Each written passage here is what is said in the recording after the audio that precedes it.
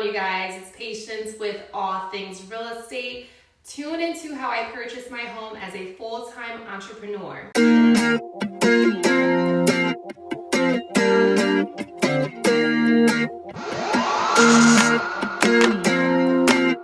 As we all know, entrepreneurship is pretty much working for yourself. I do run and operate my own business as a realtor. I have been doing this for going on 5 years now as of January. When I initially got into real estate, I had a vision. I did. My goal was to own real estate and own several properties that would eventually generate revenue and create passive income. Let's get into it. If you're an entrepreneur or a 1099 worker and you have your EIN, the very first thing you want to work towards doing correctly is your taxes.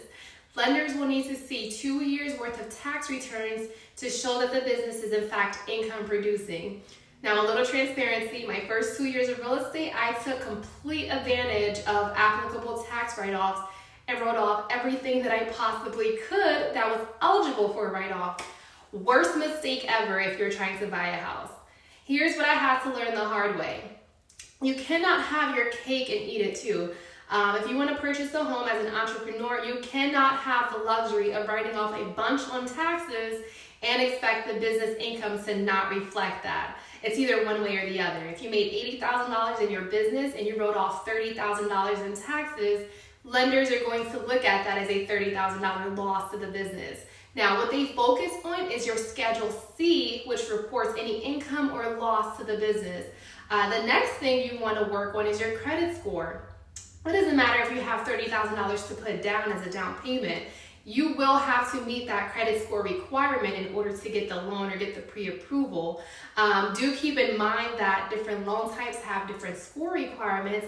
For example, FHA allows a minimum score of 580. VA has no minimum credit score requirement. USDA, if I'm not mistaken, do fact check me, is 640 or higher.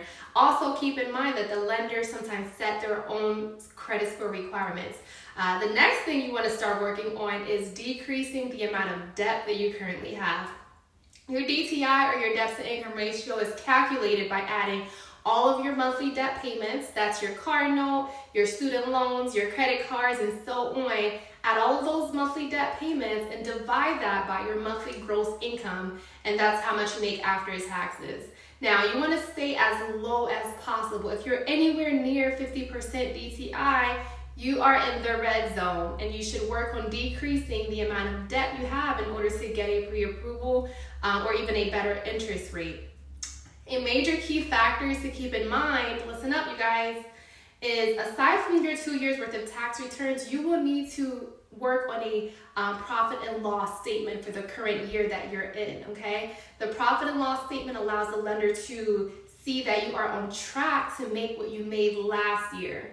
You cannot show a decline of more than 20% with a loan program like FHA. If there's any decline, you'll have to provide an explanation for the reason why. Now, lenders want to see stability, or better yet, an increase in your income. Now, back to the profit and loss, you're going to have to document for each month, up until the month you're in, how much your business made and what losses the business took. Again, major losses are no bueno when you're trying to buy a house as an independent contractor. You focus on these things, doing your taxes correctly, down payment funds, increasing your credit score, lowering your DTI, tracking your profit and losses, and you'll be in a great position to buy. If you want more content like this, like and subscribe to my channel.